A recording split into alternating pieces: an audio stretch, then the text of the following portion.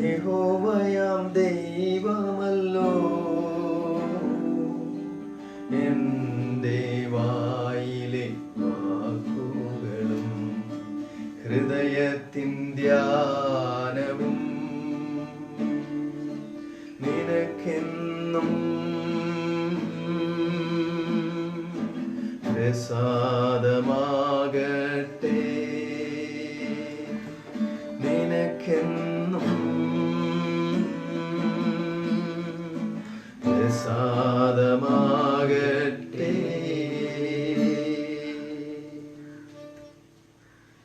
എല്ലാവർക്കും ഈ പ്രഭാതത്തിൽ കർത്താവായ യേശുവിന്റെ നാമത്തിൽ വന്ദനം അറിയിക്കുകയാണ്.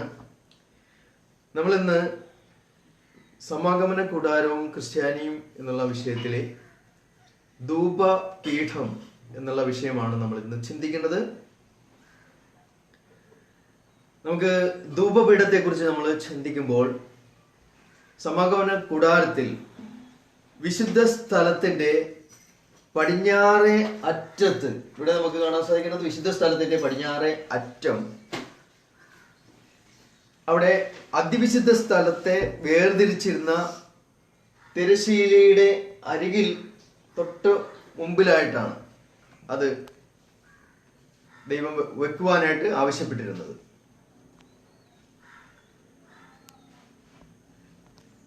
അതായത് അതിവിശുദ്ധ സ്ഥലത്തിന്റെ നേരെ മുമ്പിൽ, ഒന്നുകൂടി പറഞ്ഞാൽ അതിവിശുദ്ധ സ്ഥലത്തിന്റെ തൊട്ടരികിലായിട്ട് ഏറ്റവും അടുത്തായിട്ട് സ്ഥിതി ചെയ്യുന്ന ഒന്നാണ് ധൂപപീഠം. ഇതിന്റെ ഭൗതിക ഘടനയെ കുറിച്ച് നമ്മൾ നോക്കുമ്പോൾ സമാഗമന കൂടാരത്തിന്റെ പ്രവേശന കവാടത്തിലുണ്ടായിരുന്ന ദഹനയാഗ പീഠത്തിനേക്കാൾ വളരെ ചെറുതായ ഒന്നാണ് ഈ ധൂപപീഠം എന്നുള്ളത്.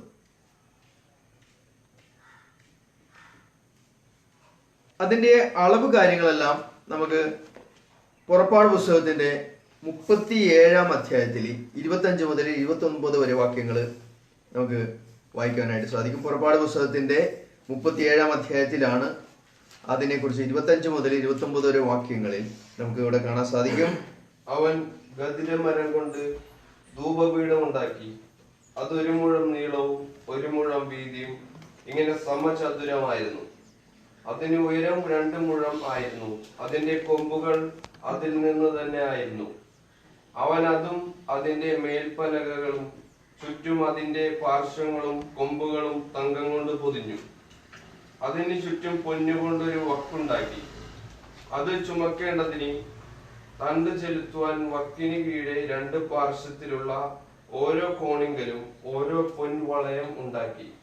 ഗദിരമരം കൊണ്ട് തണ്ടുകളും ഉണ്ടാക്കി പൊന്നുകൊണ്ട് പൊതിഞ്ഞു. അവൻ വിശുദ്ധമായ അഭിഷേക തൈലവും നല്ല സുഗന്ധമുള്ള നിർമ്മല ധൂപവർഗവും തൈലക്കാരന്റെ വിദ്യപ്രകാരം ഉണ്ടാക്കി. ഇവിടെ നമുക്ക് ആ ഖദിരമരം കൊണ്ടാണ് ഇതിനെ ഉണ്ടാക്കുന്നത്. തങ്കം കൊണ്ട് പൊതിയാണ്. അതിന്റെ അളവ് പറയുന്നത് 1 മുഴം വീതിയും 1 മുഴം നീളവും, അതായത് സ്ക്വയർ ആയിട്ടുള്ള ഏകദേശം 1.5 അടി 18 ഇഞ്ചോളം വലിപ്പമുള്ള, അല്ലെങ്കിൽ അതിന്റെ നീളവും വീതിയും സമചതുരമായിട്ട് ഉണ്ടാക്കിയിരുന്നു. 2 മുഴം ഉയരമാണ് അതിനുള്ളത്, ഏതാണ്ട് 3 അടി ഉയരം. ഇത് അതിന്റെ കോണുകളിലും ഈ പറഞ്ഞ പോലെ നമ്മള് ദഹനയാഗ പീഠത്തിനൊക്കെ കണ്ടതുപോലെ ചുറ്റും കൊമ്പുകളുണ്ട് ഇതിന്. അതിന്റെ ഇപ്പൊ ദഹനയാഗ പീഠത്തെ പോലെ ഓരോ കോണിലും ഈ കൊമ്പുകളും ഉണ്ടായിരുന്നു. ഈ ധൂപപീഠത്തിന് മുകളിൽ മേൽപ്പലക ഉണ്ടായിരുന്നു. ചുമന്നു കൊണ്ടുപോകാനുള്ള തണ്ടുകളും ചെലുത്താനുള്ള കാര്യങ്ങളെല്ലാം ഇതിനും വെച്ചിരുന്നു. ഇങ്ങനെ ചുമന്നുകൊണ്ട് പോകാൻ പറ്റുന്ന വിധത്തിൽ നമുക്ക് കാണാൻ സാധിച്ച പോലെ അതിവിശുദ്ധ സ്ഥലത്തിന്റെ തിരശീലയുടെ തൊട്ട് മുമ്പിലാണ് ഇത് വെച്ചിരുന്നത്. ധൂപപീഠത്തിന്റെ ഉദ്ദേശം നമ്മൾ നോക്കുമ്പോൾ ധൂപവർഗങ്ങൾ മാത്രമാണ് ഇതിൽ കത്തിച്ചിരുന്നത്. എല്ലാ ദിവസവും രാവിലെയും വൈകിട്ടും നിലവിളക്കിനെ തീ കൊളുത്തുവാനായിട്ട് ദീപം കത്തിക്കുന്ന സമയത്ത് ധൂപപീഠത്തിൽ ധൂപവർഗവും കത്തിച്ചിരുന്നു. ഇസ്രായേലിന്റെ എല്ലാ തലമുറകളും തുടർച്ചയായി ഇത് നിവർത്തിച്ചുകൊണ്ടിരിക്കുകയാണ്. അവർ രാവിലെയും വൈകിട്ടും. ധൂപപീഠത്തിന്റെ ധൂപം കത്തുന്നതിന് ഒരു പ്രത്യേക രീതി ഉണ്ടായിരുന്നു കത്തിക്കുന്നതിന്. പുറപ്പാട് പുസ്തകം 30-ാം അധ്യായത്തിലെ 34 മുതൽ 38 വരെ വാക്യങ്ങൾ നാം വായിക്കുമ്പോൾ, പുറപ്പാട് പുസ്തകത്തിന്റെ 30-ാം അധ്യായത്തിലെ 34 മുതൽ 38 വരെ. യഹോവ പിന്നെയും മോശയോട് കൽപ്പിച്ചത് എന്തെന്നാൽ, നീ നറുപശ, ഗുൽഗുലു, ഹർബാന പശ എന്നീ സുഗന്ധവർഗവും നിർമ്മല സാമ്പ്രാണിയും എടുക്കണം. എല്ലാം ഒരുപോലെ തൂക്കമായിരിക്കണം. അതിൽ ഉപ്പും ചേർത്ത് തൈലക്കാരന്റെ വിദ്യപ്രകാരം നിർമ്മലവും വിശുദ്ധവുമായ ധൂപവർഗമാക്കണം. നീ അതിലേതാനും ഇടിച്ചു പൊടിയാക്കി ഞാൻ നിനക്ക് വെളിപ്പെടുവാനുള്ള സമാഗമന കൂടാരത്തിലെ സാക്ഷ്യത്തിന് മുമ്പാകെ വെക്കണം. അത് നിങ്ങൾക്ക് അതിവിശുദ്ധമായിരിക്കണം. ഈ ഉണ്ടാക്കുന്ന ധൂപവർഗത്തിന്റെ യോഗത്തിന് ഒത്തതായി നിങ്ങൾക്ക് ഉണ്ടാക്കരുത്. അത് യഹോവയ്ക്ക് വിശുദ്ധമായിരിക്കണം. മണക്കേണ്ടതിനു അതുപോലെയുള്ളത് ആരെങ്കിലും ഉണ്ടാക്കിയാൽ അവനെ അവന്റെ ജനത്തിൽ നിന്ന് ഛേദിച്ചു കളയണം. അവിടെ ധൂപവർഗം എങ്ങനെയാണ് നിർമ്മിക്കേണ്ടത്, ഇല്ലെങ്കിൽ അതിനെ എങ്ങനെയാണ് അതിന്റെ ചേരുവകളെല്ലാം എങ്ങനെയാണ് അത് അവിടെ പറയണത്, നറുംപശ, ഗുൽഗുലു, ഹർബാന പശ എന്നീ സുഗന്ധവർഗവും നിർമ്മല സാമ്പ്രാണിയും എടുത്ത് എല്ലാം ഒരുപോലെ തൂക്കമായിരിക്കണം. അതിൽ ഉപ്പും ചേർത്ത് തൈലക്കാരന്റെ വിദ്യ പോലെ. അപ്പൊ അത് നിർമ്മിക്കാൻ, അതിനു വേണ്ടിയിട്ട് പ്രത്യേകം ക്രമീകരിക്കാൻ തൈലക്കാരന്റെ വിദ്യ പ്രകാരം നിർമ്മലവും വിശുദ്ധവുമായ ഒരു ധൂപവർഗമായിട്ടാണ് അതിനെ നിർമ്മിച്ചെടുക്കേണ്ടത്. അതുപോലെ വേറെ ആർക്കെങ്കിലും മണക്കുവാനോ സ്വന്തമായിട്ടുള്ള ഉപയോഗത്തിനോ ഒരിക്കലും അതുപോലെ ഒന്നും ഉണ്ടാക്കരുത് എന്നാ പറഞ്ഞത്. അത് യഹോവയ്ക്ക് വിശുദ്ധമാണ്. യഹോവയ്ക്ക് വിശുദ്ധമായ സെപ്പറേറ്റ്, ദൈവത്തിന് വേണ്ടി മാത്രം വേർതിരിക്കപ്പെട്ട ഒരു കാര്യമായിട്ടാണ് അതിനെ ഉണ്ടാക്കേണ്ടത്. അതുകൊണ്ട് അത് വളരെയധികം പ്രാധാന്യം നൽകുന്ന ഒരു വിഷയമാണ് സുഗന്ധ ധൂപവർഗം എന്നുള്ളത്. അത് ദൈവത്തിന്റെ സൗരഭ്യവാസനയായി ദൈവത്തിന്റെ സന്നിധിയിലേക്ക് ഉയരേണ്ട ഒന്നാണത്. അതുകൊണ്ട് അത് വളരെ പ്രത്യേക രീതിയിലാണ് ദൈവത്തിന്റെ സന്നിധിയിൽ ദൈവം അതിനെ വളരെ വിശുദ്ധമായിട്ടും പ്രത്യേക രീതിയിലാണ് ചെയ്യുവാനായിട്ട് ആവശ്യപ്പെട്ടിരുന്നത്. ഇവിടെ ഇല്ലെങ്കിൽ ഈ ധൂപപീഠത്തിൽ ഇപ്രകാരം ധൂപവർഗം കത്തിക്കുവാനായിട്ട് കത്തിച്ചിരുന്ന തീ ധൂപപീഠത്തിൽ കത്തേണ്ടതിനെ അതിനെ ദഹനയാഗപീഠത്തിൽ നിന്നാണ് കൊണ്ടുവരേണ്ടിയിരുന്നത്. ദഹനയാഗപീഠത്തിൽ നിന്നാണ് ഈ തീ ധൂപപീഠത്തിലേക്ക് കത്തിക്കാനായിട്ട് കൊണ്ടുവരേണ്ടിയിരുന്നത്. നമുക്ക് പിന്നീട് കാണാം, ആണ്ടിലൊരിക്കൽ ഈ ധൂപപീഠത്തിൽ ആണ്ടിലൊരിക്കൽ അല്ലെങ്കിൽ പാപത്തിന് പ്രായശ്ചിത്തം വരുത്തേണ്ടതിന് പുരോഹിതൻ പാപയാഗത്തിന്റെ രക്തം ധൂപപീഠത്തിന്റെ കൊമ്പുകളിൽ പുരട്ടുമായിരുന്നു. ആണ്ടിലൊരിക്കൽ, വർഷത്തിലൊരിക്കൽ ഇതുപോലെ രക്തം കൊമ്പുകളിൽ പുരട്ടുവാനായിട്ട് പുരോഹിതൻ പാപയാഗത്തിന്റെ രക്തം കൊണ്ടുവന്ന് അതിന്മേൽ തളിക്കണമായിരുന്നു, പുരട്ടണമായിരുന്നു. ഇതിന്റെ നിയന്ത്രണങ്ങൾ നമ്മൾ നോക്കുകയാണെങ്കിൽ, ദൈവം ധൂപപീഠത്തെ കുറിച്ച് നൽകിയ കൽപ്പനകൾ അതുപോലെ തന്നെ അനുസരിക്കണമായിരുന്നു. സുഗന്ധ ദ്രവ്യങ്ങൾ മാത്രമേ ധൂപപീഠത്തിൽ കത്തിക്കുവാൻ പാടുണ്ടായിരുന്നുള്ളൂ. ദഹനയാഗമോ ഭോജനയാഗമോ വേറെ എന്തെങ്കിലും തന്നെ മറ്റു വിധത്തിലുള്ള സുഗന്ധദ്രവ്യങ്ങളോ ദേവതാർപ്പണങ്ങളോ അവിടെ അർപ്പിക്കുവാൻ ഒരിക്കലും പാടില്ലായിരുന്നു. ഇത് അതിവിശുദ്ധ സ്ഥലത്തെ വേർതിരിച്ച തിരശ്ശീലയുടെ സമീപം, അതിന്റെ അരികെയാണ് വെച്ചിരുന്നത്. ദൈവ സാന്നിധ്യത്തിന്റെ അരികെയാണ് ഇത് നിലനിന്നിരുന്നത്. അതിവിശുദ്ധ സ്ഥലത്തേക്കുള്ള അല്ലെങ്കിൽ അതിവിശുദ്ധ സ്ഥലത്തോടുള്ള സാമീപ്യം കൊണ്ട് അർത്ഥമാക്കുന്നത് ധൂപപീഠത്തിനോട് അടുത്തു വരുന്ന ഏതൊരു പുരോഹിതനും ഒരു ഭയഭക്തി ബഹുമാനം ഉണ്ടായിരിക്കണം എന്നാണ് കാണിക്കുന്നത്. ഇത് ദൈവത്തിന്റെ സാന്നിധ്യവുമായിട്ടുള്ള അടുത്താണ്, ദൈവത്തിന്റെ സാന്നിധ്യത്തിൽ ഏറ്റവും അടുത്ത് നിൽക്കുന്ന ഒന്നാണ് ധൂപപീഠം. അവിടെ അർപ്പിക്കപ്പെടുന്ന സുഗന്ധദ്രവ്യങ്ങൾ സൗരഭ്യവാസനയായി ദൈവത്തിന് അർപ്പിക്കണം. ഏറ്റവും അടുത്ത്, ദൈവ സാന്നിധ്യത്തിന്റെ ഏറ്റവും അടുത്ത് കൊണ്ടുവരുന്ന ഒന്നാണ്. കർശന നിയമങ്ങൾ ദൈവം എന്തുകൊണ്ടാണ് നൽകിയത്? ഈ കർശന നിയമങ്ങൾ ദൈവം നൽകുവാൻ കാരണം നമ്മൾ നോക്കുമ്പോൾ അത് അത്രമാത്രം ദൈവമായിട്ടുള്ള ബന്ധത്തിൽ അതിവിശുദ്ധ സ്ഥലത്ത് അതിനോട് അടുത്ത് നിൽക്കുന്നത് കൊണ്ട് അത് ആ നിയമങ്ങളെല്ലാം പാലിക്കണം എന്ന് ദൈവം വ്യക്തമായിട്ട് പറഞ്ഞിട്ടുണ്ടായിരുന്നു. ഇത് ലംഘിച്ചതിന്റെ ഫലമാണ് നാദാബും അബീഹുവും കത്തി ദഹിച്ചു പോകാൻ കാരണം. സംഖ്യാപുസ്തകത്തിലെ നമുക്ക് വായിക്കാൻ സാധിക്കുന്നത്, സംഖ്യാപുസ്തകത്തിന്റെ 3:2 മുതൽ 4 വരെ വാക്യങ്ങൾ നാം വായിക്കുമ്പോൾ, അഹരോന്റെ പുത്രന്മാരുടെ പേരുകൾ ഇവ: ആദ്യജാതൻ നാദാബ്, അബീഹു, എലിയാസർ, ഇത്താമാർ. പുരോഹിത ശുശ്രൂഷ ചെയ്യുവാൻ പ്രതിഷ്ഠിക്കപ്പെട്ടവരായി അഭിഷേകം ലഭിച്ച പുരോഹിതന്മാരായ അഹരോന്റെ പുത്രന്മാരുടെ പേരുകൾ ഇവ തന്നെ.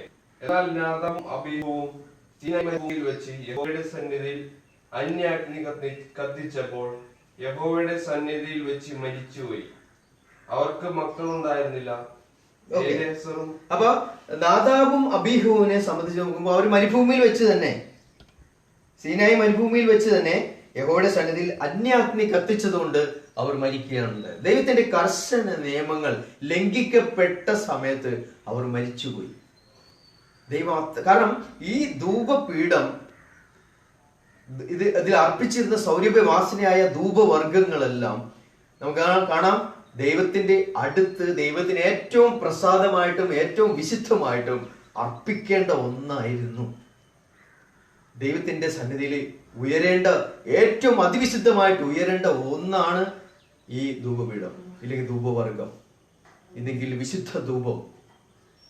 അതിലാണ് അലസമായിട്ടും തങ്ങൾക്ക് ഇഷ്ടമുള്ള വിധത്തിലും ഈ പുരോഹിതന്മാർ ഇപ്രകാരം ചെയ്തത്. അഭിഷിക്തന്മാരായ പുരോഹിതന്മാരാണ് ഇവര്. എന്നിട്ടും അവർ ദൈവത്തിന്റെ സന്നിധിയിൽ നിന്ന് തീയിറങ്ങി നശിപ്പിക്കപ്പെടുകയാണ് അവര്. അപ്പൊ അതുകൊണ്ട് നമുക്ക് കാണിച്ചു തരുന്ന കാര്യങ്ങൾ എന്താന്ന് വെച്ച് കഴിഞ്ഞാല്, ഇവിടെ എത്രമാത്രം ദൈവം ഇതിൽ എത്രത്തോളം ഗൗരവമായിട്ട് ഇതിനെ കാണേണ്ടതാണ് എന്ന് ദൈവം അതിലൂടെ അവർക്ക് കാണിച്ചു കൊടുക്കുകയാണ്. സുഗന്ധ ദ്രവ്യങ്ങൾ എപ്പോഴും പ്രാർത്ഥനയെയാണ് പ്രതിനിധീകരിക്കുന്നത്.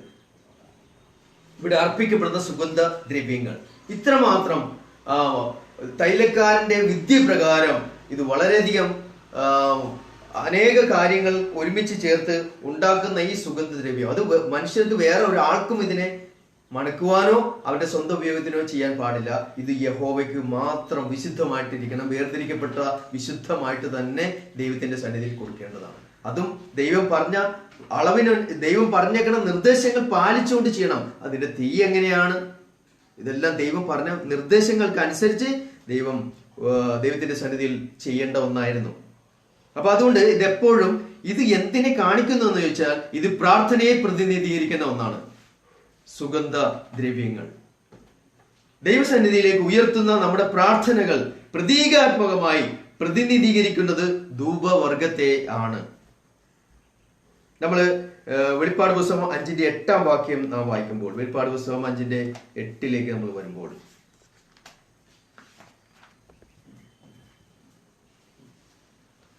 വാങ്ങിയപ്പോൾ 4 ജീവികളും 24 മൂപ്പന്മാരും ഓരോരുത്തൻ വീണയും വിശുദ്ധന്മാരുടെ പ്രാർത്ഥന എന്ന ധൂപവർഗം നിറഞ്ഞ പൊൻകലശവും പിടിച്ചുകൊണ്ട് കുഞ്ഞാടിന്റെ മുമ്പാകെ വീണു. അവിടെ ആലങ്കാരികമായിട്ട് പറയുന്ന അല്ലെങ്കിൽ ആലങ്കാരിക പുസ്തകമാണ്, അപ്പോക്കാലിപ്റ്റിക് ലിറ്ററേച്ചർ ആണ് വെളിപ്പാട് പുസ്തകം. അതിലെ ഭാഷകൾ, അതിലെ നമ്പറുകൾ, അതിലെ ചിത്രങ്ങള്, അതിൽ വിവരിക്കുന്ന വിവരണങ്ങളെല്ലാം ആലങ്കാരിക പ്രയോഗങ്ങൾ കൊണ്ട് നിറഞ്ഞ ഒരു പുസ്തകമാണ്. ഇവിടെ ഈ ആലങ്കാരികമായിട്ട് ഇവിടെ നമുക്ക് കാണാം, സിംഹാസനത്തിൽ ഇരിക്കുന്നവന്റെ വലം കയ്യിൽ നിന്ന് പുസ്തകം വാങ്ങിയപ്പോൾ 4 ജീവികളും 24 മൂപ്പന്മാരും ഓരോരുത്തൻ വീണയും വിശുദ്ധന്മാരുടെ പ്രാർത്ഥന എന്ന ധൂപവർഗം നിറഞ്ഞ പൊൻകലശവും പിടിച്ചുകൊണ്ട്, അപ്പൊ പ്രാർത്ഥന എന്ന, വിശുദ്ധന്മാരുടെ പ്രാർത്ഥന എന്ന ധൂപവർഗം നിറഞ്ഞ പൊൻകലശം പിടിച്ചുകൊണ്ട് കുഞ്ഞാടിന്റെ മുമ്പാകെ വീണ്.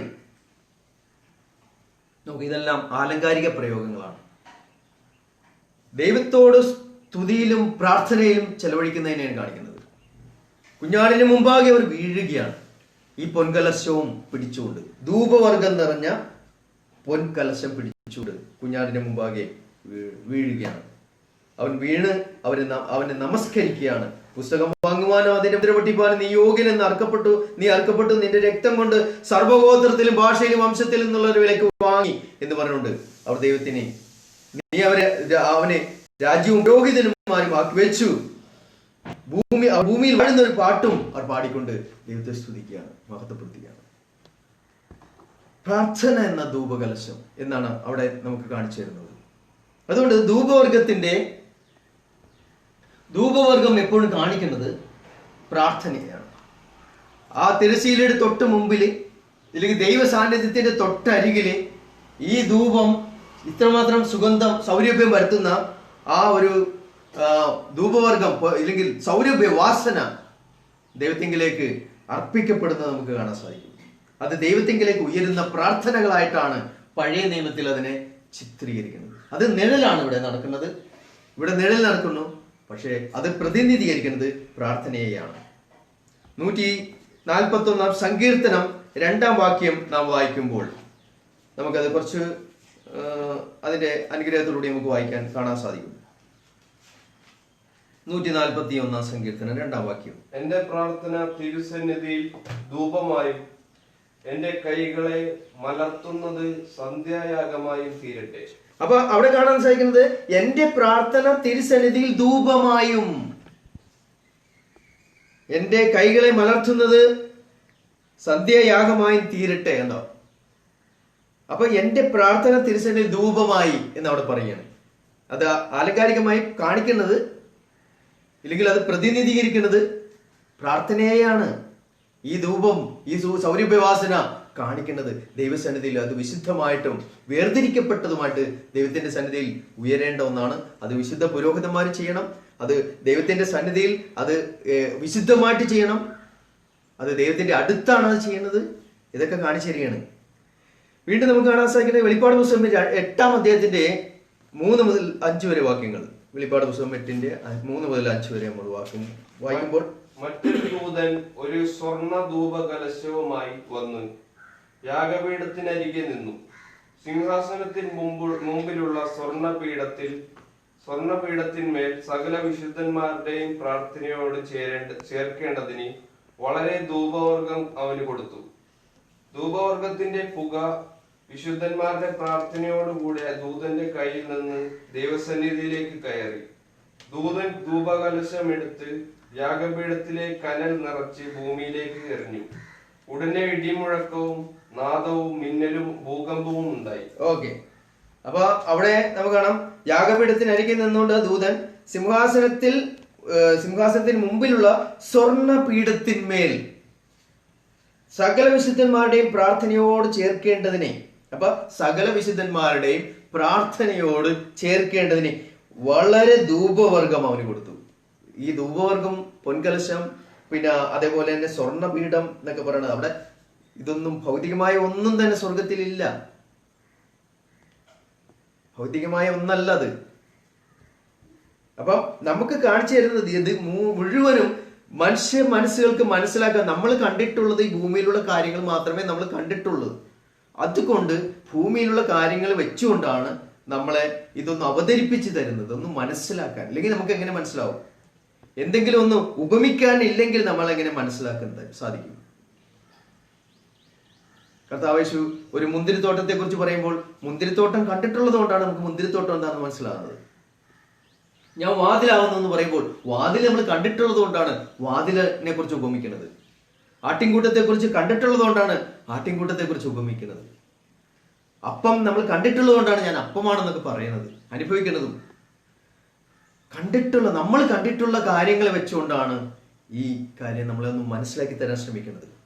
സ്വർഗത്തിലെ ഈ പറയുന്ന വിഷയങ്ങളെല്ലാം തന്നെ ആലങ്കാരികമായ കാര്യങ്ങളാണ് ഇവിടെ പറയുന്നത്. അപ്പൊ ഇത് വ്യക്തമായിട്ട് കാണിക്കുന്ന മറ്റൊന്നുമല്ല, വിശുദ്ധന്മാരുടെ പ്രാർത്ഥന, വിശുദ്ധന്മാരുടെ പ്രാർത്ഥനയോട് ചേർക്കേണ്ടതിന് വളരെ ധൂപവർഗം. അതായത് മറ്റൊന്നുമല്ല, അവിടെ നമുക്ക് കാണാൻ സാധിക്കുന്നത് ദൈവത്തിന്റെ സൗരഭ്യം, ദൈവത്തിന് സൗരഭ്യമായി കിട്ടുന്നത് എന്താണോ, ഏറ്റവും ദൈവത്തിന് പ്രസാദമായി, ഏറ്റവും ദൈവത്തിന് മണക്കുവാൻ, ആലങ്കാരികമായിട്ട് നമ്മൾ പറഞ്ഞാൽ ദൈവത്തിന്റെ സൗരഭ്യവാസന മണക്കുമ്പോൾ ദൈവം എത്ര സന്തോഷിക്കുന്നു.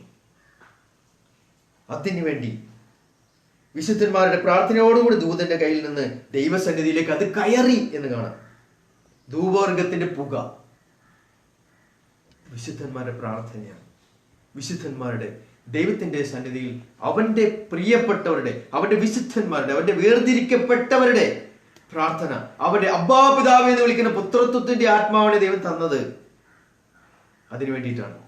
അബ്ബാ പിതാവേ എന്ന് വിളിക്കുന്ന പുത്രന്റെ ആത്മാവ്, പുത്രന്റെ അബ്ബാ പിതാവ് എന്ന് വിളിക്കുന്ന സ്വപുത്രൻ, കർത്താവ് യേശുവിന്റെ ശബ്ദം, കർത്താവ് യേശുവിന്റെ പ്രാർത്ഥന ദൈവത്തിന് എത്ര സൗരഭ്യമാണ്, എത്രമാത്രം ദൈവത്തിന് അത് പ്രസാദമാണ്.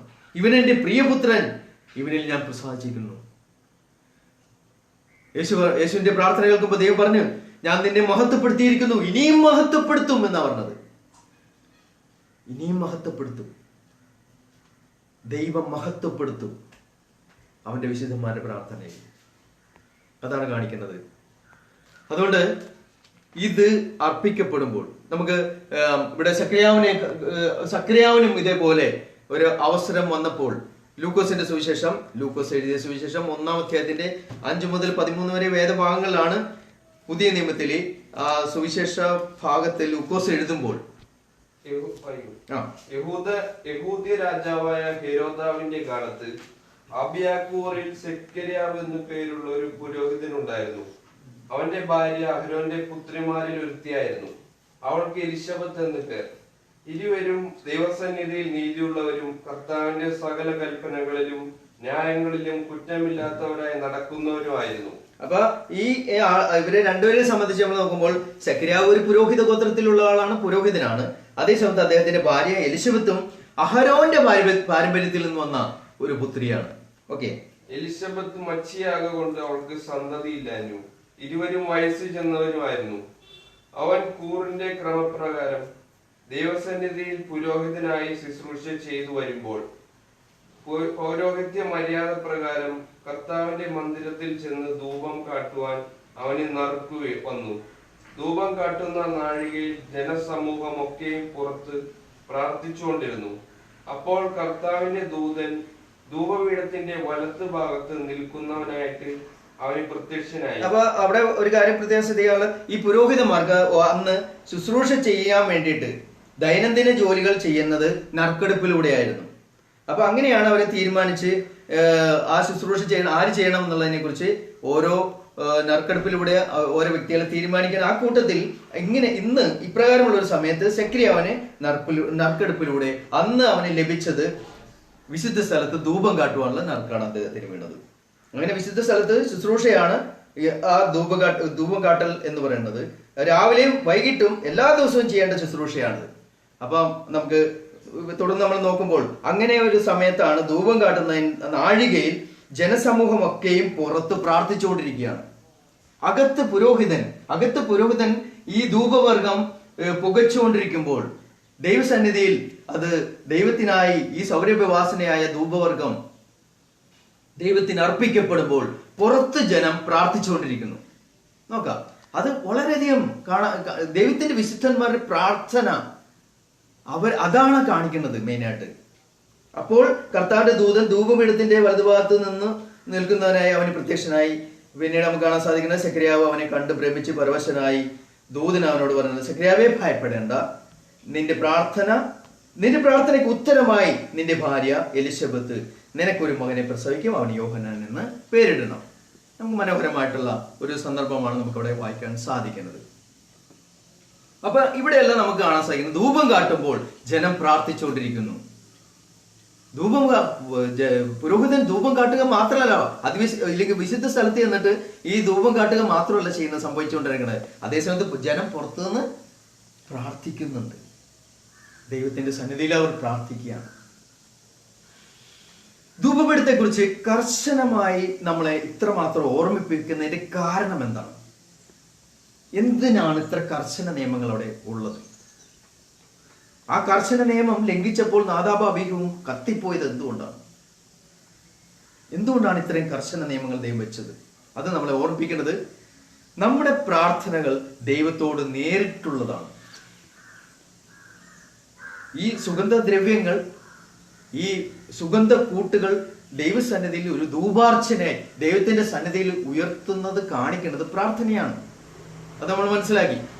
അപ്പൊ നമ്മുടെ പ്രാർത്ഥനകൾ അതും ദൈവത്തിന്റെ ദൈവ സാന്നിധ്യത്തിന്റെ ഏറ്റവും അടുത്ത് നിന്നുകൊണ്ടാണ് അത് ചെയ്യുന്നത്. ഒരു കാര്യം നമ്മൾ മനസ്സിലാക്കണം, ഇവിടെ ആലങ്കാരികമായിട്ട് ഇല്ലെങ്കിൽ അവർ പഴയ നിയമത്തിൽ നിഴലിൽ ശുശ്രൂഷ ചെയ്തവരാണ്. ഈ ധൂപപീഠം നിർജീവമായ ഒരു വസ്തുവാണ്. നമ്മൾ നിലവിളിക്കണെ കുറിച്ചും മറ്റു കാര്യങ്ങളെ കുറിച്ചും ചിന്തിക്കുന്ന പോലെ സമാഗമന കൂടാരത്തിന്റെ ഉള്ളിൽ ഉണ്ടായിരുന്ന എല്ലാ ഉപകരണങ്ങളും തന്നെ നിർജീവ വസ്തുക്കളാണ്. അതിനൊന്നും ജീവനില്ല. നിലവിളക്ക് കത്തിച്ചാൽ കത്തും.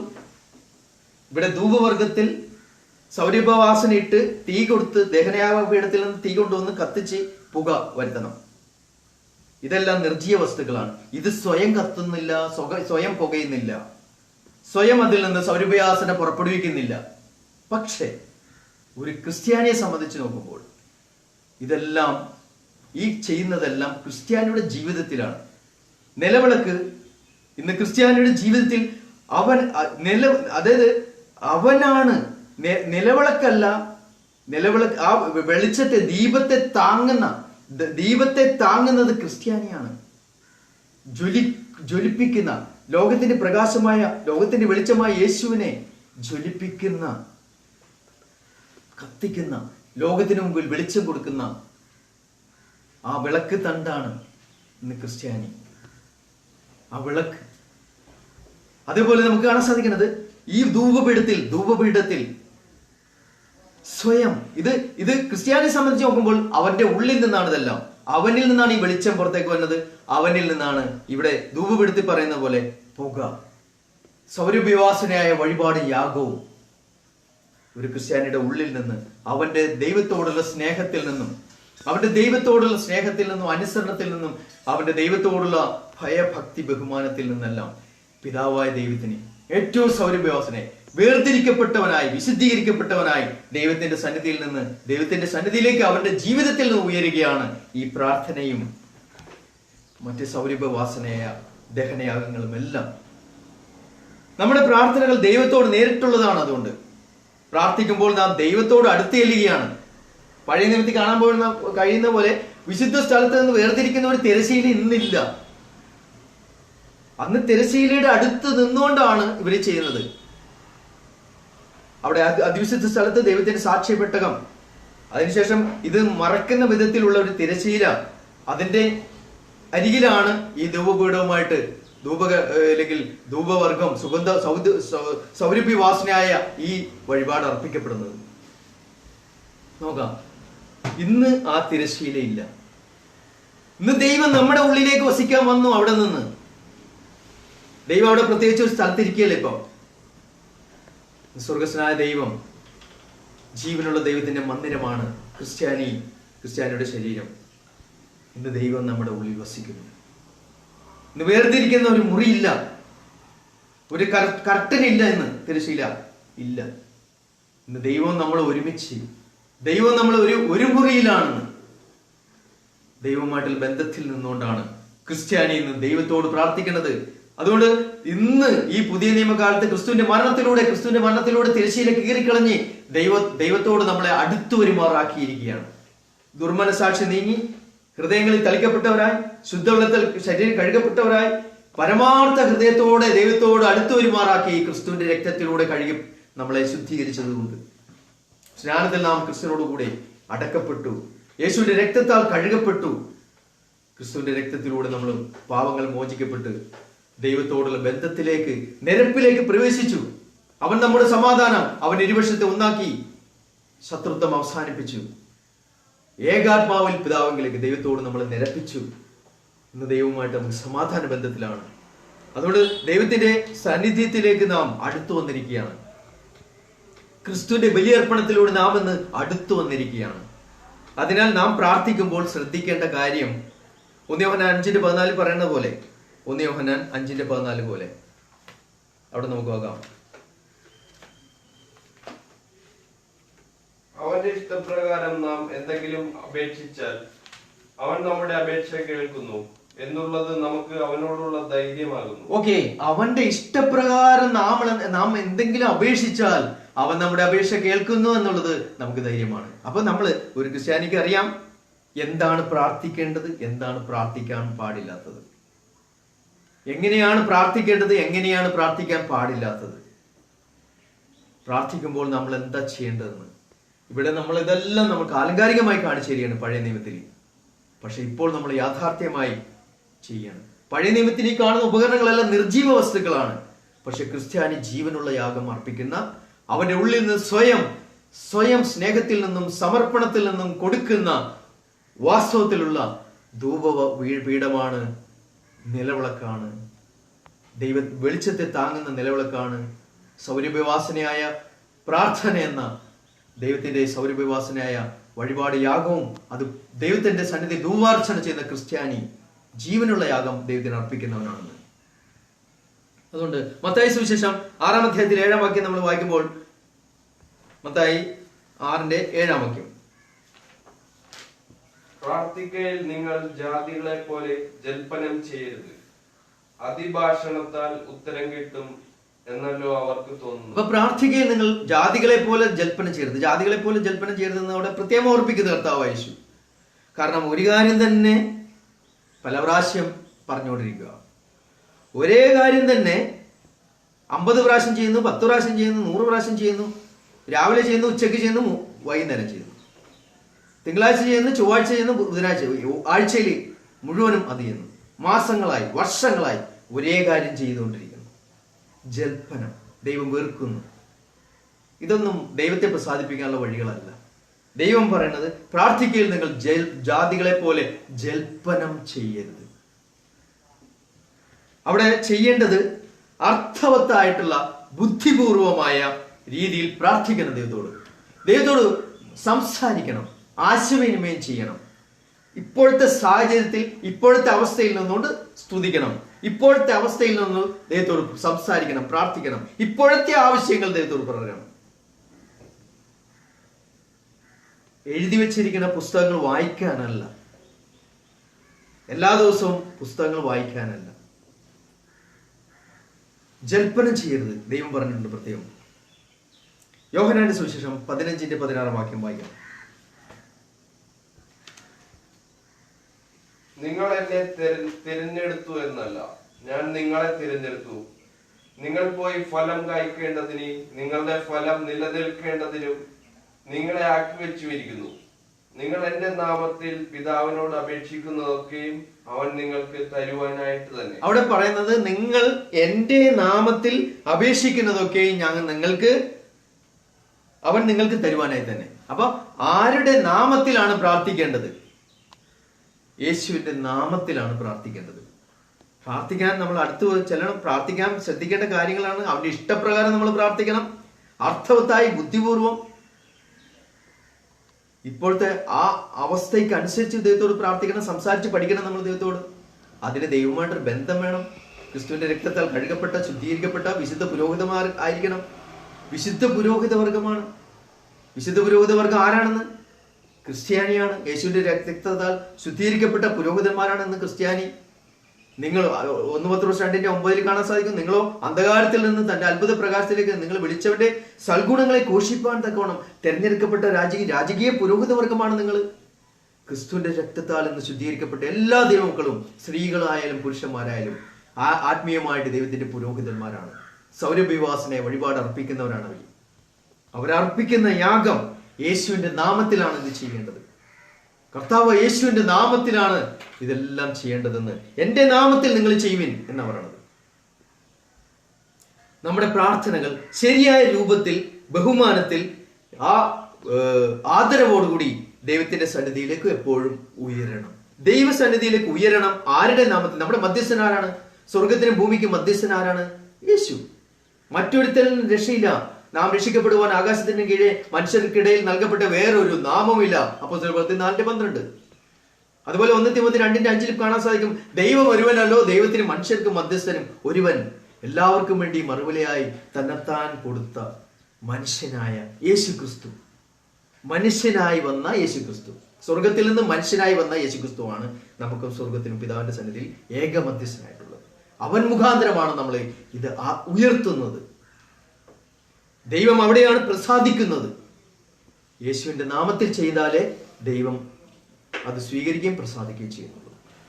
അത് നമ്മൾ വ്യക്തമായിട്ട് തിരിച്ചറിയണം. റോമർക്ക് എഴുതിയ ലേഖനം 8-ാം അധ്യായത്തിന്റെ 26-ാം വാക്യത്തിൽ നമ്മൾ വായിക്കുമ്പോൾ, റോമർക്ക് എഴുതിയ ലേഖനം 8:26 നമ്മളെ ഒരാൾ സഹായിക്കാനുണ്ട് ഈ വിഷയത്തിൽ. അവണ്ണം തന്നെ ആത്മാവ് നമ്മുടെ ബലഹീനതയ്ക്ക് തുണ നിൽക്കുന്നു. വേണ്ടും പോലെ പ്രാർത്ഥിക്കേണ്ടത് എന്തെന്ന് നാം അറിയുന്നില്ലല്ലോ. ആത്മാവ് തന്നെ ഉച്ചരിച്ചുകൂടാത്ത നരക്കങ്ങളാൽ നമുക്ക് വേണ്ടി പക്ഷവാദം ചെയ്യുന്നു. വേണ്ടും പോലെ പ്രാർത്ഥിക്കാൻ ജ്ഞാനം, അതിനുള്ള അറിവൊന്നും ഇല്ലാത്തവരാണ് നാം. വേണ്ടും പോലെ ചെയ്യാൻ പ്രാപ്തിയില്ലാത്തവരാണ് നാം. പക്ഷെ നമുക്ക് വേണ്ടി സഹായിക്കുവാൻ ദൈവം തന്റെ പരിശുദ്ധാത്മാവിനെ നൽകിയിട്ടുണ്ട്. ആത്മാവ് നമുക്ക് വേണ്ടി തുണ നിൽക്കുകയാണ്. ഉച്ചരിച്ചു കൂടാത്ത ഞരക്കങ്ങളാൽ നമുക്ക് വേണ്ടി പക്ഷപാതം ചെയ്യുന്നു. ഒരു പാരക്ലേറ്റസ് ആണ് പരിശുദ്ധാത്മാവ്. ഒരു അഡ്വക്കേറ്റ് ആണ്. ഒരു അഡ്വക്കേറ്റിനെ പോലെ നമുക്ക് ദൈവസന്നിധിയിൽ നമ്മളെ സഹായിക്കുവാൻ, നമ്മളെ ഉയർത്തുവാൻ, നമ്മുടെ പ്രാർത്ഥനകൾ ഉയർത്തുവാൻ, നമ്മളെ സഹായിക്കുവാനുള്ള ഒരു പാരക്ലേറ്റസ് ആണ് പരിശുദ്ധാത്മാവ്. പരിശുദ്ധാത്മാവിന്റെ സഹായമുണ്ട് പ്രാർത്ഥനയിൽ.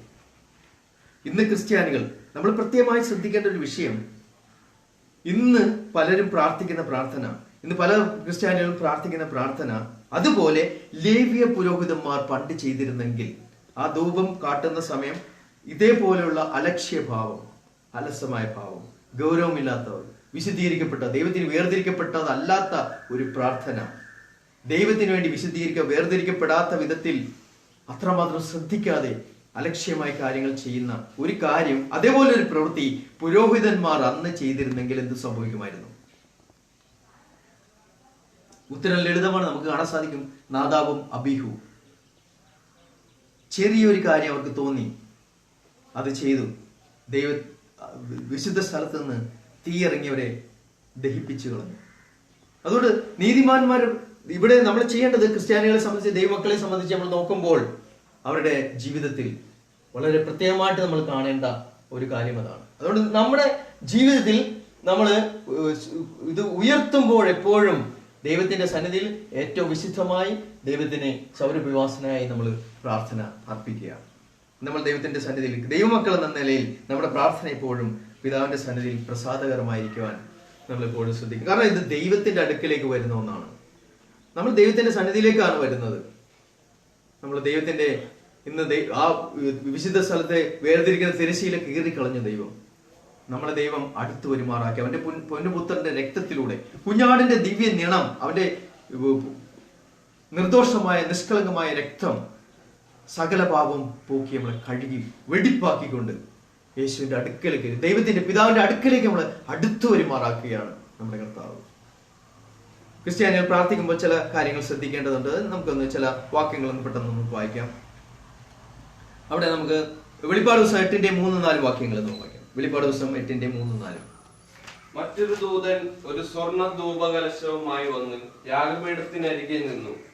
സിംഹാസനത്തിന് മുമ്പിലുള്ള സ്വർണ്ണപീഠത്തിൻ മേൽ സകല വിശുദ്ധന്മാരുടെയും പ്രാർത്ഥനയോട് ചേർക്കേണ്ടതിന് വളരെ ധൂപവർഗം അവന് കൊടുത്തു. ധൂപവർഗത്തിന്റെ പുക വിശുദ്ധന്മാരുടെ പ്രാർത്ഥനയോടുകൂടെ ദൂതന്റെ കയ്യിൽ നിന്ന് ദൈവസന്നിധിയിലേക്ക് കയറി. അപ്പൊ ഈ പ്രാർത്ഥന ധൂപവർഗത്തോടുകൂടി ദൈവസന്നിധിയിലേക്ക് കയറുന്നത് നമുക്ക് കാണാൻ സാധിക്കും. സദൃശവാക്യം 15-29 വാക്യം വായിക്കാം. സദൃശവാക്യം 15-29. യഹോവ ദുഷ്ടന്മാരോട് അകന്നിരിക്കുന്നു, നീതിമാന്മാരുടെ പ്രാർത്ഥനയോ അവൻ കേൾക്കുന്നു. ഓക്കെ, നീതിമാന്മാരുടെ പ്രാർത്ഥന അവൻ കേൾക്കുന്നു നമുക്ക് കാണാം. 1 രാജാക്കന്മാർ 9-3 വാക്യം നാം വായിക്കുമ്പോൾ ഇത് ശലോമോന്റെ ഒരു പ്രാർത്ഥനയിലാണ്. യഹോവ അവനോട് അരുളി ചെയ്തത് എന്തെന്നാൽ, നീ എന്റെ മുമ്പാകെ കഴിച്ചിരിക്കുന്ന നിന്റെ പ്രാർത്ഥനയും യാചനയും ഞാൻ കേട്ടു. അപ്പൊ അവിടെ നമുക്ക് കാണാം ദൈവത്തിന്റെ സന്നിധിയിൽ അന്ന് ശലോമോൻ ആ ആദ്യ അവസ്ഥകളിൽ ദൈവത്തിനോടുള്ള ഭക്തിയിലും ബഹുമാനത്തിലും സ്നേഹത്തിലും ഒക്കെ ആയിരുന്ന ആ ഒരു അവസ്ഥയിൽ ദൈവത്തിന്റെ സന്നിധിയിൽ ഉണ്ടായിരുന്ന ശലോമോന്റെ പ്രാർത്ഥന ദൈവം പറയാണ്, ഞാൻ നിന്റെ പ്രാർത്ഥനയും യാചനയും കേട്ടു എന്ന് പറയുകയാണ്. നമുക്ക് 2 രാജാക്കന്മാർ 20-5 വാക്യത്തില് മടങ്ങിച്ചെന്ന് എന്റെ ജനത്തിന്റെ പ്രഭുവായ ഹിസ്കിയാവോട് പറയേണ്ടത്, നിന്റെ പിതാവായ ദാവീദിന്റെ ദൈവമായ യഹോവ ഇപ്രകാരം അരുളി ചെയ്യുന്നു, ഞാൻ നിന്റെ പ്രാർത്ഥന കേട്ടു, നിന്റെ കണ്ണുനീർ കണ്ടിരിക്കുന്നു. ഇവിടെ ഹിസ്കിയാവിന്റെ പ്രാർത്ഥന ദൈവസന്നിധിയിലേക്ക് ചെന്നു. ദൈവം പറയാണ്, ഞാൻ നിന്റെ പ്രാർത്ഥന കേട്ടു, നിന്റെ കണ്ണുനീർ കണ്ടിരിക്കുന്നു എന്ന് ദൈവം പറയാണ്. 1 പത്രോസ് 3-12 വാക്യം നമ്മൾ വായിക്കുമ്പോൾ 1 പത്രോസ് 3-12. കർത്താവിന്റെ കണ്ണ് നീതിമാന്മാരുടെ മേലും അവന്റെ ചെവി അവരുടെ പ്രാർത്ഥനയ്ക്കും തുറന്നിരിക്കുന്നു. കർത്താവിന്റെ കണ്ണ് നീതിമാന്മാരുടെ മേലും അവന്റെ ചെവി അവരുടെ പ്രാർത്ഥനയ്ക്കും തുറന്നിരിക്കുന്നു. എന്നാൽ കർത്താവിന്റെ മുഖം ദുഷ്പ്രവർത്തിക്കാർക്ക് പ്രതികൂലമായിരിക്കും. പ്രതികൂലമാകുന്നത് ദുഷ്പ്രവൃത്തികൾ ചെയ്യുമ്പോഴാണ്. നമുക്ക് കാണാം 1 യോഹന്നാൻ 5:14 നമ്മൾ അവിടെ വായിക്കേണ്ടത്, അവന്റെ ഇഷ്ടപ്രകാരം നാം എന്തെങ്കിലും അപേക്ഷിച്ചാൽ അവൻ നമ്മുടെ അപേക്ഷ കേൾക്കുന്നു എന്നുള്ളത് നമുക്ക് അവനോടുള്ള ധൈര്യമാണ്. അപ്പൊ അതുകൊണ്ട് നാം പ്രാർത്ഥിക്കുമ്പോൾ സ്വർഗം കേൾക്കുന്നു. അത് മനോഹരമായ ഒരു കാര്യമാണ്. യേശുവിന്റെ രക്തത്താൽ കഴുകപ്പെട്ട വിശുദ്ധ പുരോഹിതന്മാർ, അതാണ് ഇന്ന് ക്രിസ്ത്യാനികൾ. യേശുവിന്റെ രക്തത്താൽ കഴുകപ്പെട്ട വിശുദ്ധ പുരോഹിത വർഗമാണ്. ഇന്ന് അവർ ദൈവത്തോട് പ്രാർത്ഥിക്കുമ്പോൾ സ്വർഗം കേൾക്കുന്നു. ദുഷ്പ്രവൃത്തിയിൽ നിന്ന് അകന്നു നിൽക്കുക. നീതിമാന്മാരുടെ പ്രാർത്ഥന ദൈവം എപ്പോഴും കേൾക്കുന്നു. അവരുടെ മുഖം ദൈവം ആദരിക്കുന്നു. അവരുടെ കണ്ണുനീർ ദൈവം കാണുന്നു. അവരുടെ പ്രാർത്ഥനയ്ക്ക് ദൈവം ചെവി കൊടുക്കുന്നു. എപ്പോഴാണ് നാം പ്രാർത്ഥിക്കേണ്ടത്? 2-3 വാക്യങ്ങൾ അത് മാത്രം വായിക്കാം. എഫെസ്യർ ലേഖനം 5:6-18 എഫെസ്യർ 6:18. എപ്പോഴാണ് നാം പ്രാർത്ഥിക്കേണ്ടത്? അതിന് പ്രത്യേക സമയമുണ്ടോ? സകല പ്രാർത്ഥനയാലും യാചനയാലും ഏതു നേരത്തും ആത്മാവിൽ പ്രാർത്ഥിച്ചും അതിനായി ജാഗരിച്ചും കൊണ്ട്. ഓക്കെ, അപ്പൊ അവിടെ പറയുന്നത് സകല പ്രാർത്ഥനയാലും യാചനയാലും ഏത് നേരത്തും ആത്മാവിൽ പ്രാർത്ഥിച്ചു. അപ്പൊ അവിടെ നമുക്ക് കാണാൻ സാധിക്കുന്നത് എന്താണ്? പഴയ നിയമത്തിൽ രാവിലെയും വൈകിട്ടും ഇത് ചെയ്തുകൊണ്ടിരുന്നു. പക്ഷെ ഇന്ന് ഈ കാലത്തിൽ എന്താണ് ചെയ്യേണ്ടത്? സകല പ്രാർത്ഥനയാലും യാചനയാലും ഏത് നേരത്തും ആത്മാവിൽ പ്രാർത്ഥിച്ചു. കാരണം സ്വർഗം എപ്പോഴും തുറന്നിരിക്കുകയാണ്. ദൈവം എപ്പോഴും അവിടെ എപ്പോ വിളിച്ചാലും ദൈവം. രാത്രി വിളിച്ചാൽ ദൈവം ബിസിയല്ല ഒരിക്കലും. നമ്മൾ രാത്രി 3 മണിക്ക് എണീറ്റ് വിളിച്ചാലും ദൈവം ബിസിയാന്ന് പറയില്ല.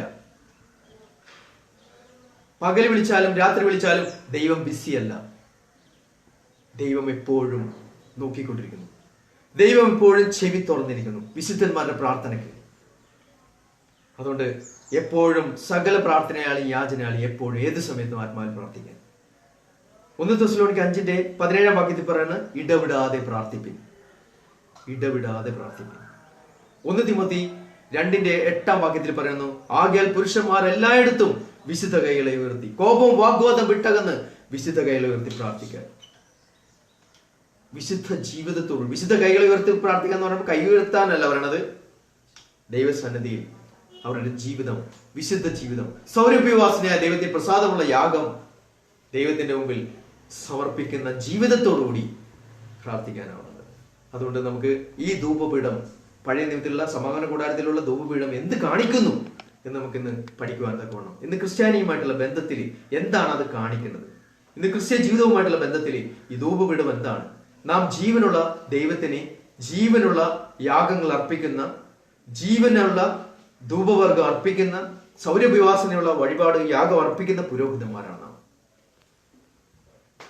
അത് എന്നും നമ്മുടെ ജീവിതത്തിൽ നിന്ന് ഉയരുവാൻ ഒരു ക്രിസ്ത്യാനി എന്ന നിലയിൽ ദൈവത്തിന്റെ സന്നിധിയിൽ അവനോടുള്ള അടുത്ത ബന്ധത്തിൽ നിന്നുകൊണ്ട് നാം ദൈവത്തിന്റെ അടുത്തേക്ക് വരുമാറാക്കിയവരാണ്. ഇന്ന് ദൈവത്തിന്റെ സന്നിധിയിലാണ് നാം അത് ചെയ്യുന്നത്. ഏറ്റവും അടുത്താണ് ചെയ്യുന്നത്. ഇന്ന് തിരശ്ശീലയില്ല. നമ്മളെ ദൈവത്തെ മറക്കുവാനായിട്ടുള്ള ഒരു തിരശ്ശീല ഇന്നില്ല, മതിലില്ല. ദൈവത്തിനോടുള്ള ബന്ധത്തിൽ നമുക്കിന്ന് അടുത്തു വരുവാൻ ദുർമനസാക്ഷി നീങ്ങിയവരായി, ഹൃദയങ്ങളിൽ തളിക്കപ്പെട്ടവരായി, ശുദ്ധവെള്ളത്താൽ കഴുകപ്പെട്ടവരായി എന്ന് വെച്ചാൽ സ്നാനത്തിലൂടെ പരമാർത്ഥ ഹൃദയത്തോടെ ദൈവത്തോട് അടുത്തു വരുവാൻ കഴിയുന്ന ദൈവത്തിന്റെ വിശുദ്ധ പുരോഹിതന്മാരാണ് നാം ഇന്ന്. നമ്മുടെ പ്രാർത്ഥന ദൈവസന്നിധിയിൽ വിലയുള്ളതാണ്. നമ്മുടെ പ്രാർത്ഥന സ്വർഗം കേൾക്കുന്നു. മനോഹരമായതാണ്. ദൈവം നമ്മളെ സഹായിക്കട്ടെ. Thank you.